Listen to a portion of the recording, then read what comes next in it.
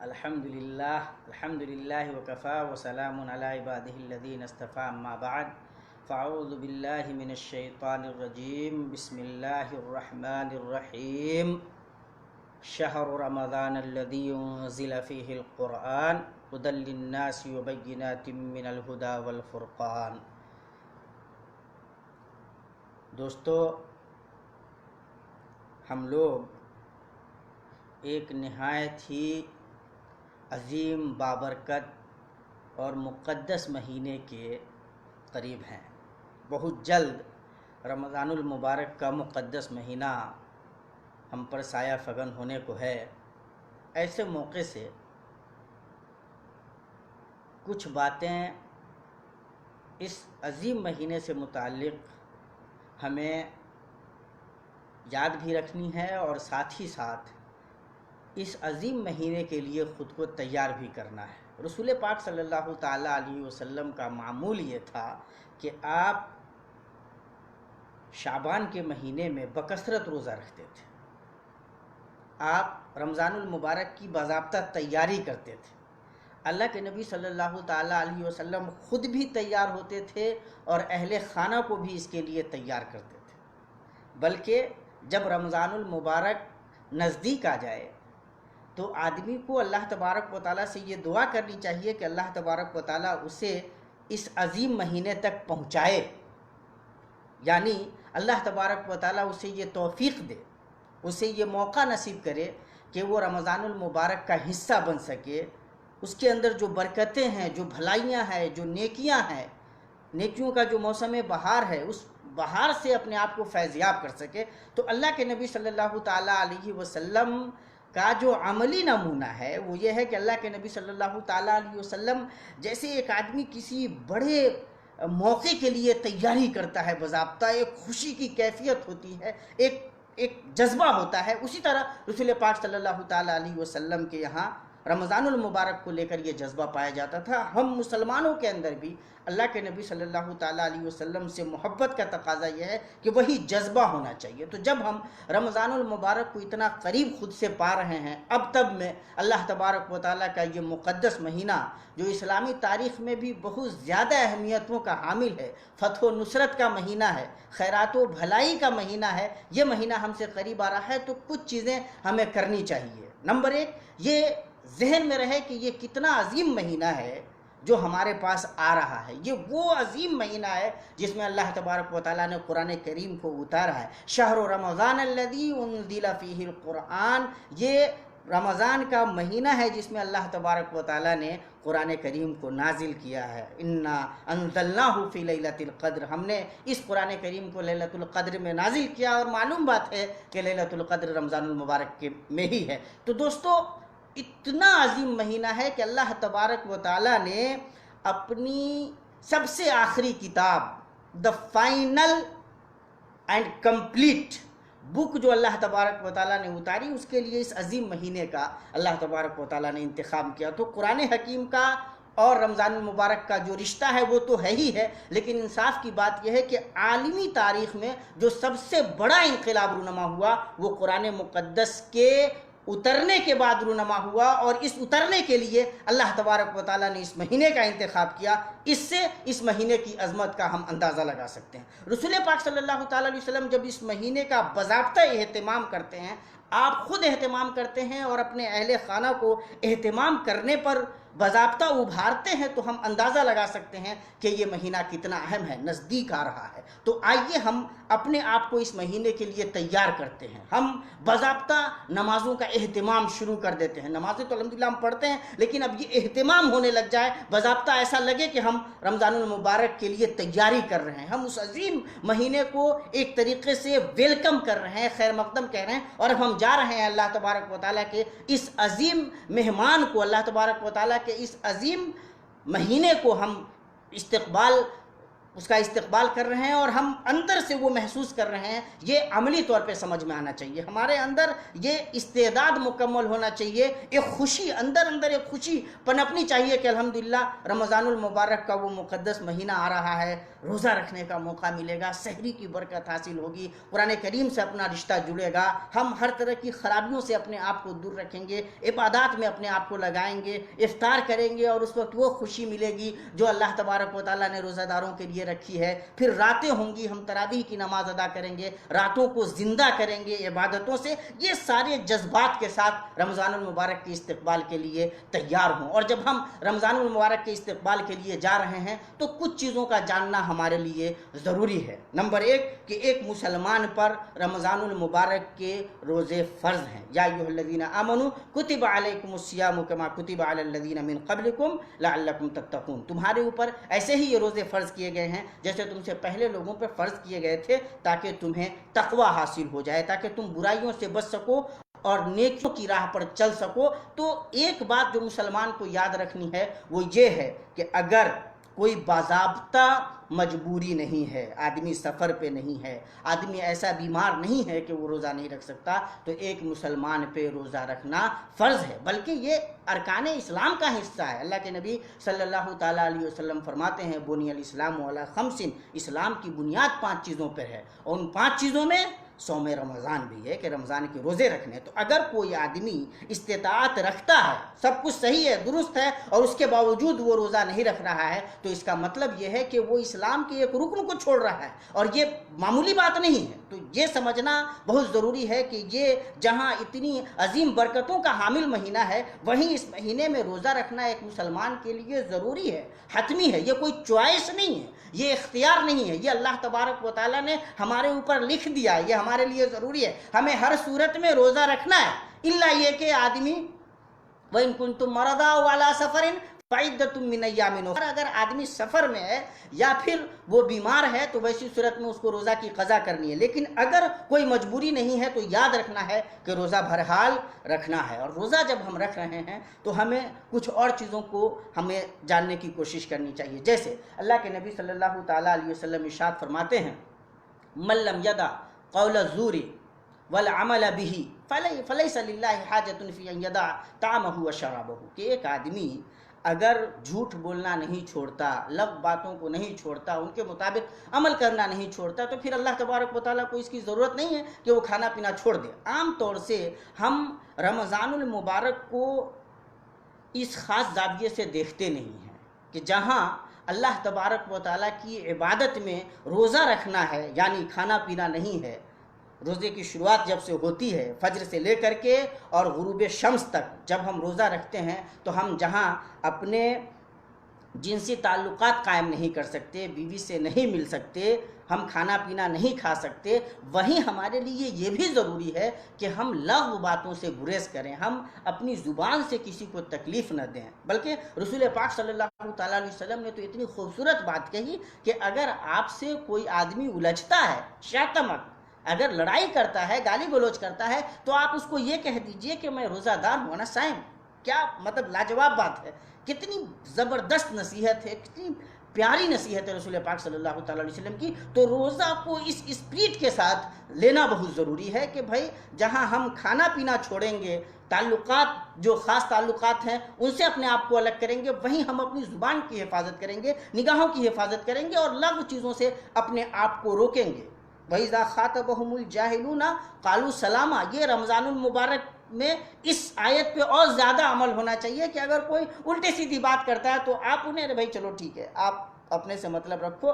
ہمیں ان چیزوں میں پڑھنا نہیں، ہم تو روزے سے ہیں. تو یہ اپنے آپ میں رمضان المبارک کا رسول پاک صلی اللہ تعالیٰ علیہ وسلم کی عملی زندگی کا ایک بہت بڑا نمونہ ہے کہ اگر اس طرح کی نوبت آتی ہے تو ہم اپنے آپ کو الگ کر لیں گے. تو اس بات کو یاد رکھنا ضروری ہے. ساتھ ہی ساتھ عام طور پہ رمضان المبارک کے مہینے میں عبادات کا جذبہ بڑھ جاتا ہے، بڑھنا چاہیے. مجھے کبھی کبھی افسوس ہوتا ہے، بہت سارے لوگ رمضان جیسے ہی یہ مقدس مہینہ آتا ہے تو کچھ میسیجز عام ہونے لگتے ہیں کہ اب مسجدیں بھر جائیں گی، اب دیکھو نئے نئے نمازی آئیں گے، اور لوگ مذاق اڑاتے ہیں. بھائی کمال کی بات ہے، آپ اہل ایمان ہیں تو آپ کو خوش ہونا چاہیے. یہ تو بہت اچھی بات ہے کہ مسلمانوں کو الحمدللہ یہ بات یاد ہے کہ رمضان المبارک کے مہینے میں برکتیں زیادہ ہیں، اللہ تبارک و تعالیٰ سے قربت کے ذرائع زیادہ ہیں، تو جو لوگ کوتاہی برتتے رہتے ہیں عام دنوں میں وہ بھی اللہ تبارک و تعالیٰ کو خوش کرنے کی کوشش کرتے ہیں، تو آپ کو تکلیف کیوں ہوتی ہے بھائی؟ آپ کو تو ویلکم کرنا چاہیے کہ کم سے کم الحمدللہ اس گئے گزرے دور میں مسلمان انہی ایام میں صحیح اللہ تبارک و تعالیٰ کے قریب تو آ رہا ہے، مسجدوں سے جڑ تو رہا ہے، نمازیں تو پڑھ رہا ہے، نیکیاں تو کر رہا ہے، تو آپ الٹے ان کا مذاق اڑاتے ہیں اور اللہ تبارک و تعالیٰ کے دین سے ان کو دور کرنے کا ذریعہ بن جاتے ہیں۔ جو لوگ آ رہے ہیں مسجدوں میں ان کے لیے دعا کیجئے کہ اللہ تبارک و تعالیٰ انہیں ہمیشہ مسجد میں آنے والا بنا دے، ان کے ساتھ رویہ ایسا اپنائیے کہ ان کو لگے کہ وہ اپنے گھر آ گئے ہیں، ان کو وہاں جہاں پہلے آنا چاہیے تھا وہاں وہ دیر سے آئے ہیں، بجائے یہ کرنے کے ہم غلط حرکتیں کرتے ہیں۔ ہم جو سالوں بھر اگر نماز پڑھ رہے ہیں تو یہ بھی اللہ تبارک و تعالیٰ کی توفیق ہے، اور اگر ہمارے کسی بھائی کو صرف رمضان المبارک کے مقدس مہینے میں نیکیاں کرنے کا موقع ملتا ہے تو یہ بھی اللہ تبارک و تعالیٰ کی توفیق ہے۔ ہم اس توفیق کو وائڈ کرنے کی کوشش کریں، یہ زیادہ عام ہو جائے، یہ زیادہ پھیل جائے، بجائے اس کے ہم اپنے بھائیوں کے خلاف نہ جانے کس کی قسم کی الٹی سیدھی باتیں کرتے رہتے ہیں۔ یہ اچھا زاویہ نہیں ہے۔ مومن بندہ اللہ تبارک و تعالیٰ سے جتنا قریب ہو جائے، جب قریب ہو جائے اچھی بات ہے، اور خاص طور سے اگر وہ رمضان المبارک کے مقدس مہینے میں اللہ تبارک و تعالیٰ سے قریب ہو رہا ہے تو یہ بہت اچھی بات ہے۔ اس کو تو اس کے لیے آغاز ہدایت ہو جانا چاہیے، وہاں سے باضابطہ وہ انشاءاللہ راہ ہدایت پر آ جائے اور چلتا رہے، اور اس سلسلے میں جو لوگ الحمدللہ پہلے سے ان نیکیوں کے عمل کرنے والے ہیں، ان نیکیوں پر چلنے والے ہیں، وہ لوگ ذرا ہیلپنگ ہینڈ بڑھاویں، مدد کریں، بجائے اس کے کہ وہ مذاق اڑاویں۔ یہ اچھی بات نہیں ہے۔ اس قسم کے میسیجز یا اس قسم کی گفتگو جو عام طور پہ ہمارے یہاں رائج ہو جاتی ہے وہ غلط ہے، اچھی چیز نہیں ہے۔ یہ ہمارے پوزیٹیو تھنکنگ کو نہیں بتاتی، یہ ایک نگیٹو اپروچ ہے، اور یہ معاشرے کو بنانے کی بجائے بگاڑنے کا کام کرتی ہے۔ ہمیں اس سے گریز کرنا چاہیے۔ ساتھ ہی ساتھ اس موقع سے ایک چیز اور بھی جو انسانی زندگی سے ریلیٹڈ ہے وہ ہے کہ جب رسول پاک صلی اللہ تعالی وسلم فرماتے ہیں کہ سائے میں فرحتان، جو روزہ دار ہے اس کے لیے دو خوشیاں ہوتی ہیں۔ ایک خوشی وہ ہوتی ہے فرحت عندما یفطر، جب وہ روزہ توڑتا ہے، افطار کرتا ہے تو اسے خوشی ملتی ہے، اور ایک جب وہ اللہ تبارک و تعالیٰ سے ملے گا تو خوشی ہوگی۔ تو افطار اپنے آپ میں اللہ تبارک و تعالیٰ کی بڑی نعمت ہے، اور واقعتاً جو لوگ روزہ رکھتے ہیں افطار کرتے وقت وہ خوشی ان کے چہرے سے بھی اور ان کے اندرون سے پھوٹ رہی ہوتی ہے۔ پتہ چلتا ہے کہ ایمان والے کے چہرے پہ اس خوشی کے جو آثار ہو سکتے ہیں وہ نظر آتے ہیں۔ رسول پاک صلی اللہ تعالیٰ علیہ وسلم نے افطار کرانے والوں کی بھی بڑی اہمیت بتلائی ہے کہ اگر آپ کسی روزہ دار کو روزہ کھلوا دیتے ہیں، افطار کرا دیتے ہیں، تو آپ کو اتنا ثواب مل جاتا ہے جتنا اس روزے دار کو ملتا ہے، اور آپ کے روزے کا کوئی ثواب گھٹتا نہیں ہے۔ یہ اپنے آپ میں بڑی بات ہے۔ تو ہمیں اگر موقع ملتا ہے، بلکہ موقع کی تلاش میں رہنا چاہیے۔ یہ عجیب و غریب بات ہے کہ اتنا اچھا موسم ہے، اتنے اچھے دن، اتنی اچھی راتیں آ رہی ہیں، اور یہ موقع اللہ تبارک و تعالیٰ نصیب فرما رہا ہے، تو نیکیاں بٹور لیں، ہم اپنے دامن پھیلا کر رکھیں، اور جتنی بھلائیاں نیکیاں آ سکتی ہیں، ظاہر ہے کہ یہی نیکیاں پھر بعد میں کام دینے والی ہیں، تو افطار تو خود کریں ہی، اور کوشش کریں ہم مسلمان کہ ہمارے ذریعے کوئی نہ کوئی روزہ دار افطار کر لے۔ یہ ایکسٹرا طور پہ آپ اپنے آپ کی نیکیاں بڑھانے کا کام کر رہے ہیں، اور ظاہر ہے کہ جہاں روزہ دار کو افطار کرانے کا ثواب ہے، وہیں وہ جو ایک احساس ہے روزہ رکھنے کا، ساتھ ہی ساتھ اس بھوک پیاس کی شدت کو اپنے ذہن و دماغ میں لانے کا، اور پھر اس کے سے ہو کر کے جو ایک جذبہ پیدا ہونا چاہیے ان محروم انسانوں کے بارے میں، مسلمانوں کے بارے میں جو ان نعمتوں سے محروم ہیں جن نعمتوں میں ہم ہیں، تو یہ جو جذبہ انسان کے اندر اگر پیدا ہو جائے تو جہاں اللہ تبارک و تعالیٰ کی نعمتوں کی شکر گزاری ہمارے اندر آ جائے گی، وہیں اللہ تبارک و تعالیٰ کے بندوں کے تئیں جو ہمارا رویہ ہے وہ ہمدردی کا، محبت کا، وہ ہم ہیلپ کرنے کا، مدد کرنے کا جذبہ انشاءاللہ ہمارے اندر آ جائے گا۔ اور جب ہم روزے کے مقاصد کو دیکھتے ہیں کہ اللہ تبارک و تعالیٰ کہتا ہے لعلکم تتقون، تاکہ تمہارے اندر تقوی آ جائے، تم اللہ تبارک و تعالیٰ کی خشیت اپنے اندر لے آؤ، تو جو متقی بندہ ہوگا نا وہ اللہ تبارک و تعالیٰ کی منع کردہ چیزوں سے رکے گا، اللہ تبارک و تعالیٰ کے احکام کے مطابق عمل کرے گا، اور ساتھ ہی ساتھ اس کا جو رویہ ہے اپنے دوستوں کے ساتھ، احباب کے ساتھ، انسانوں کے ساتھ، پڑوسیوں کے ساتھ وہ بہت بہتر ہو جائے گا۔ روزہ دراصل انسان کو ایک مکمل اور سچا اچھا مسلمان بناتا ہے، ایک متقی انسان بناتا ہے، اور ظاہر ہے روزے کے اس زاویے کو دیکھنا بہت ضروری ہے۔ اسی طرح رمضان المبارک کا جو رشتہ قرآن حکیم سے ہے اس کو فراموش کرنا یہ بہت عجیب و غریب بات ہو جاتی ہے۔ کبھی کبھی ہوتا یہ ہے کہ ہم ذکر تو بہت کرتے ہیں کہ ہاں قرآن رمضان کا آپس میں بہت گہرا رشتہ ہے، لیکن جو ٹائم قرآن حکیم کو دیا جانا چاہیے، جو وقت دیا جانا چاہیے، وہ ہم نہیں دیتے۔ عام طور سے پڑھنے کا جو رویہ ہے قرآن کریم کو تلاوت کا، وہ بھی تھوڑا بہت منظم نہیں ہے۔ تو جہاں قرآن حکیم کی تلاوت کا جذبہ بڑھے، وہیں یہ بھی کوشش ہو کہ اللہ پاک فرما کیا رہے ہیں ان کو سمجھا جائے، اللہ تبارک تعالیٰ ہم سے کیا کہہ رہے ہیں، اللہ پاک نے ہمارا کس طرح سے ذکر کیا ہے قرآن حکیم میں، اللہ پاک نے جہنم کے متعلق کیا کہا ہے، جنت سے متعلق کیا کہا ہے، نیک لوگوں کے بارے میں کیا کہا ہے، برے لوگوں کو کیا انجام بتائے ہیں، نبیوں کا ذکر اللہ تبارک تعالیٰ نے کیا ہے تو کیا کیا ہے، ابراہیم، موسیٰ، عیسیٰ، ان تمام کے بارے میں، زکریا، یحییٰ کے بارے میں اللہ پاک نے قرآن حکیم میں کیا کیا واقعات بیان کیے ہیں، اور ان واقعات میں ہمارے لیے عبرت کے کیا کیا سامان ہیں، ان تمام کو جاننے کا ایک جذبہ پیدا ہونا یہ بھی بہت ضروری ہے۔ قرآن حکیم جب اسی مہینے میں نازل ہوا ہے، رسول پاک صلی اللہ تعالیٰ علیہ وسلم دو مرتبہ قرآن حکیم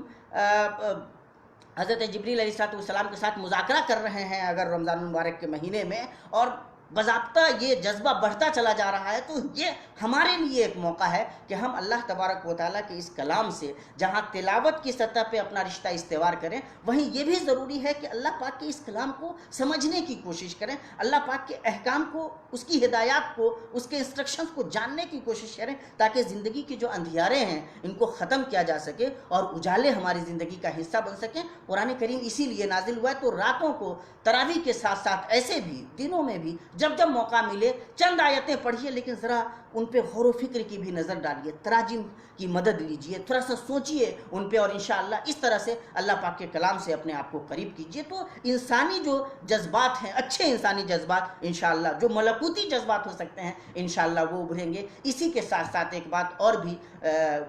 گزارش کے طور پہ کہنی ہے کہ رسول پاک صلی اللہ تعالیٰ علیہ وسلم نے تسحروا، سحری کھاؤ، فإن فی السحر سحور برکہ، اس لیے کہ یہ سحری کھانے میں برکت اللہ تبارک و تعالیٰ نے رکھی ہے۔ ایک غلط قسم کی بات عام طور پہ معاشرے میں رائج ہو جاتی ہے، یا کچھ لوگ، ظاہر ہے کہ ہم انسان ہیں تو بہت سارے جذبات انسان کے اندر پنپتے رہتے ہیں، کچھ لوگ افطار نہیں کھاتے ہیں اور روز افطاری نہیں کھاتے، اور وہ تھوڑا سا بڑے اس سے بیان کرتے ہیں کہ ارے ہم تو بغیر سحری کھائے روزہ رکھتے ہیں۔ اگر آپ بغیر سحری کھائے روزہ رکھتے ہیں تو آپ اچھا نہیں کرتے ہیں، آپ سحری کھائیے، یہ رسول پاک صلی اللہ علیہ وسلم کی سنت ہے، اور آپ صلی اللہ تعالیٰ علیہ وسلم نے فرمایا ہے کہ سحری کھاؤ، آپ نے یہ بھی کہا ہے کہ اس میں برکت ہے، اور ساتھ ہی ساتھ بلکہ یہود کی مخالفت کرتے ہوئے بھی ہمیں روزہ رکھنے میں سحری کھانی ہے۔ تو یہ کوئی مطلب ایسی بات نہیں ہے کہ آپ سحری نہیں کھا رہے ہیں تو کوئی کمال کا کام کر رہے ہیں، آپ ایک غلط رویے کو آگے بڑھا رہے ہیں۔ تو سحری کھائیے، رسول پاک صلی اللہ تعالیٰ علیہ وسلم کی سنت ہے، اور سحری کھانے سے روزے میں برکت ہوتی ہے، آدمی بھوک اور پیاس کو آسانی سے جھیل پاتا ہے۔ تو اس رمضان المبارک کا جو مقدس مہینہ ہمارے سامنے آ رہا ہے، اس میں کئی طرح کے احساسات ہمارے اندر اگر پنپ جائیں تو اللہ تبارک و تعالیٰ کی مہربانی ہو۔ ایک تو اللہ تبارک و تعالیٰ سے تعلق ہمارا بہت مضبوط ہو جائے، تقویٰ، خشیت وہ آ جائے، اور دوسرا ہم انسانوں کو سمجھ سکیں، ان کے درد، ان کے کرب، ان کی پریشانی کا حصہ بن سکیں، ان کو ہم اپنے طور پہ بالکل فیل کر سکیں، ہم یہ سوچیں کہ جیسے یہ بھوک، یہ پیاس ہماری زندگی کا اگر حصہ ہو، جیسے رمضان المبارک کے مقدس مہینے میں ہو جاتا ہے، تو ہمارا کیا رویہ ہونا چاہیے عام لوگوں کے تئیں۔ جب ہم خود ان چیزوں کو جھیلتے ہیں، روزہ یہ موقع دیتا ہے کہ ہم دوسرے محرومین کو بھی اس نظر سے دیکھ سکیں، اور پھر رویہ ہمارا ہمدردی کا، محبت کا، موانست کا، بھائی چارے کا، ہیلپ کرنے کا، مدد کرنے کا، یہ جذبہ ابھر جانا چاہیے۔ آپ کو بتاتے ہوئے خوشی ہو رہی ہے کہ رسول پاک صلی اللہ تعالیٰ علیہ وسلم کی جو رمضان المبارک کے مہینے سے متعلق کچھ خصوصیات بیان کی گئی، آپ کے بہت نمایاں جو فیچرز تھے رمضان المبارک کے مہینے میں، ان میں یہ بھی تھا کہ اللہ کے نبی صلی اللہ تعالیٰ وسلم اجود ما یکون فی رمضان المبارک کے مہینے میں سب سے زیادہ سخاوت سے کام لیتے تھے، بہت زیادہ اللہ کی راہ میں خرچ کرتے تھے، کالریح المرسلہ، ایک دم بالکل جیسے ہوا چل رہی ہے. تو اللہ کے نبی صلی اللہ تعالیٰ علیہ وسلم بالکل تیز چلتی ہوئی ہوا کی مانند اللہ کے نبی صلی اللہ تعالیٰ علیہ وسلم خرچ کرتے تھے, اتنے زیادہ سخی ہو جاتے تھے. تو رمضان المبارک کا یہ مقدس مہینہ ہر دو زاویے سے کہ ہمارا تعلق اللہ تبارک و تعالیٰ سے بہت اچھا ہو, اس کے کلام سے اچھا ہو, اس سے رمضان المبارک کے مہینے میں اللہ تبارک و تعالیٰ سے سرگوشی کرنے کے جذبے بڑھ جائیں. العبد حینما یصلی ینادی ربہ, بندہ جب نماز پڑھتا ہے تو اپنے رب سے سرگوشی کرتا ہے, خسر کرتا ہے. تو آپ کو موقع ملا ہوا ہے, راز و نیاز کی بات کر لیں, رمضان المبارک کا مہینہ ہو, روزہ آپ نے رکھا ہوا ہو, اللہ تبارک و تعالیٰ سے آپ کا یہ کانٹیکٹ ہو, یہ زبردست مضبوط رشتہ ہو, ساتھ ہی ساتھ اللہ تبارک و تعالیٰ کے کلام کو پڑھ کر کے اس کے مطابق آپ عمل کر رہے ہوں, بھوک پیاس کی شدت جھیل کر کے اللہ کے بندوں کے بارے میں آپ کے احساسات اچھے ہوتے چلے جا رہے ہوں, تو اس کا مطلب یہ ہے کہ رمضان المبارک سے جو کچھ حاصل ہونا چاہیے انشاءاللہ ہمیں اور آپ کو حاصل ہو رہا ہے. تو آئیے ایک جذبہ اپنے اندر پیدا کرتے ہیں, ایک اسٹارٹ لیتے ہیں انشاءاللہ ایک اچھے ارادے کے ساتھ, ایک اچھے جذبے کے ساتھ اللہ تبارک و تعالیٰ کے اس حسین مہینے, اس مقدس مہینے کا استقبال کرتے ہیں, رمضان المبارک سے کما حق ہو استفادہ کرتے ہیں, اور انشاءاللہ ہر دو سطح پہ اپنی روحانی زندگی میں بھی اور اپنی عام انسانی زندگی میں بھی انشاءاللہ رمضان کا جو پیغام ہے اس کو اپنی زندگی کا حصہ بناتے ہیں. اقول قولی ھذا واستغفر اللہ لی ولکم ولسائر المسلمین فاستغفروہ انہ ھو الغفور الرحیم. والسلام علیکم ورحمۃ اللہ وبرکاتہ.